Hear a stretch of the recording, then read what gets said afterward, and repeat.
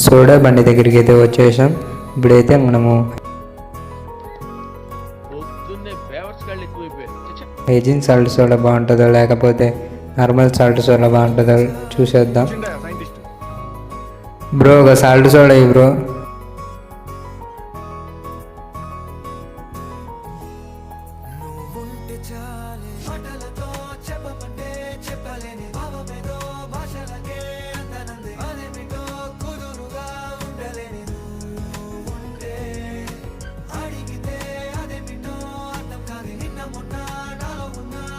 Normal salt soda అయితే ready అయిపోయింది.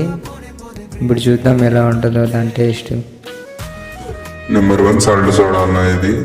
తాగితే మళ్ళీ మళ్ళీ తాగాలనిపిస్తుంది, అలా ఉంటుంది సాల్ట్ సోడా. నువ్వే చెప్పు. నార్మల్ సాల్ట్ సోడా ఇది.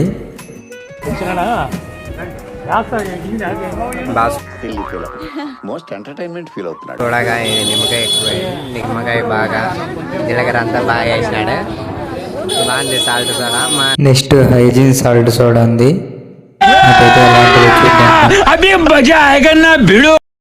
బ్రో ఒకటి పింక్ సాల్ట్ సోడా చేయి బ్రో.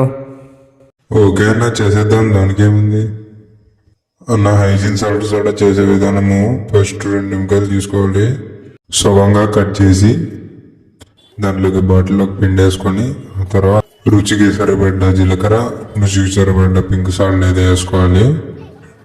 బ్రో కొంచెం చూసి పోయి బ్రో. అన్నా నువ్వేం నాకు చెప్పిన అవసరం లేదన్నా, నేను బాగా కరెక్ట్గా చేస్తాను. ఇలాంటివి ఎన్నో చేసినా కానీ.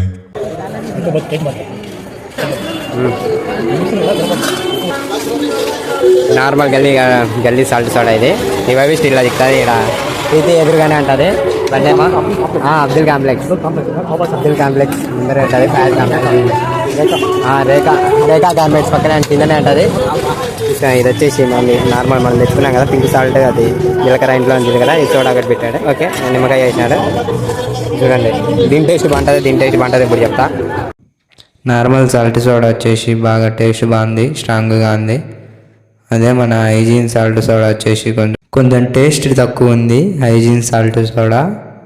అదే నార్మల్ సాల్ట్ సోడా అయితే బాగా గట్టిగా స్ట్రాంగ్గా ఉంది. సోడా అంతా జీలకర్ర ఎక్కువ, దాంట్లోకి ఏదో మసాలా వేస్తాడంట, అందుకనే అది నార్మల్ సాల్ట్ సోడా అయితే బాగుంది. అదే హైజీన్ సాల్ట్ సోడా అయితే కొంచెం జీలకర్ర,